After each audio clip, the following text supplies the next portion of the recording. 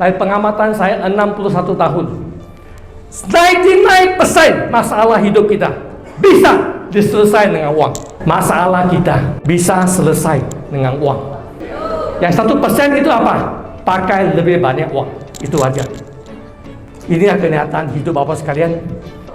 Gara-gara tak ada uang, maka kita hidup tidak martabat, tidak ada nilai. Kita dihina orang lain. Kita tak bisa mencapai apa yang kita mau. Setuju tak? Maka kita harus jadi orang kaya. Kenapa? Karena orang kaya bisa menikmati hidup yang sangat luar biasa sekali. Kedua, kekurangan tujuan hidup. Dahulu tidak perlu tujuan hidup lah. Tidak. Setiap pagi harus bangun, bersih, makan pagi, pergi ke kantor, baik pemerintah atau swasta. Jam 5, jam 6 baru pulang ke kantor, lagi kantor. Rutinitas, jalan seapa adanya, tanpa memikirkan. Tapi minimal ada satu tujuan, yaitu pergi kerja untuk dapatkan gaji. Setelah pulang pensiun dari kantor, baik pemerintah sebagai PNS atau swasta, posisi hilang. Pangkat manager, GM, direktur langsung tak tahu mau ke mana-mana. Setiap pagi seperti yang dikatakan oleh Andrew Ho di buku dia Highway to Success. Bangun pagi, cuci mandi, minum kopi, makan roti, cari cuti, tunggu mati. Setuju? Ini hidup dia. Sudah kehilangan tujuan hidup.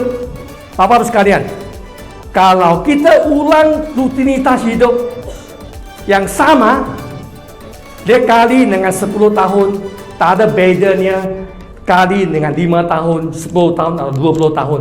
Karena adalah sama. Bagaimana Anda ulang hidup yang sama. Rutinitas sudah sama. Hidup sudah kehilangan warna-warni. Tak ada tujuan hidup. Orang yang kena hidup selalu akan lebih cepat dipanggil Tuhan. Ketiga, perselisihan mulai di keluarga bertambah. Sewaktu COVID, kita terpaksa terkurung di rumah. Betul?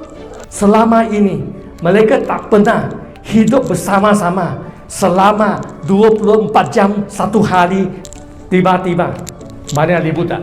Dahulu, suami pergi kerja 10 jam pulang, isteri capek-capek pulang, tak ada waktu untuk ribut.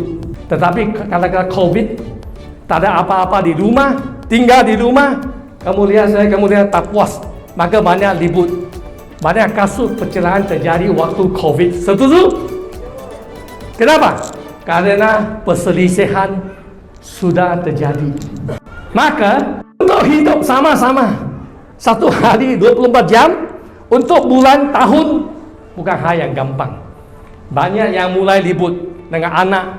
Dahulu dia pekerjaan, anak balik 2 jam saja, tapi sekarang dia 24 jam di rumah melihat kelakuan anak, dia ribut. Kenapa main game-game saja? Istri, kenapa omong-omong itu saja? Betul tak? Mulai banyak keributan. Perselisihan terjadi di rumah tangga. Keempat, hilang dia rasa pencapaian. Karena sudah tidak ada posisi, merasa dia tidak dibutuhkan. Dia tidak diperlukan oleh masyarakat lagi. So, orang yang seperti begini, dia akan depresi, kurang bererti.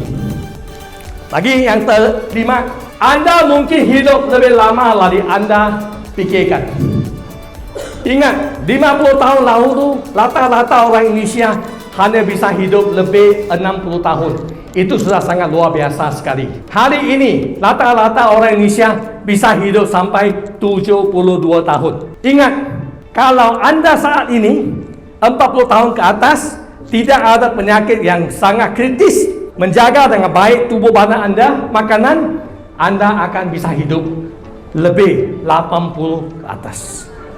Itu sudah survei. Anda jaga dengan lebih baik, lebih bagus lagi, bisa 100 tahun. Dinamakan super tua. Itu sudah terjadi di banyak negara. Memana apa? Memana mungkin Anda hidup lebih lama pada apa yang Anda angkakan. Itu berita bagus. Berita bagus atau tak bagus? Kalau Anda bisa hidup lebih lama daripada apa yang Anda pikirkan, bagus bagi mereka yang sehat dan ada uang. Tak bagus kalau bagi mereka yang tak ada sakit. Apa guna dia hidup lanjut usia sampai 100 tahun tapi terima oksigen di rumah sakit? Ada pepatah mengatakan sangat menderita kalau seseorang itu setelah dia sudah pergi tapi banyak uang belum dihabiskan. Lebih menderita sebelum pergi uang sudah dihabiskan. Setuju? Maka bahawa sekalian, inilah masalah dihadapi oleh masyarakat kita. Satu kenyataan yang sangat kejam.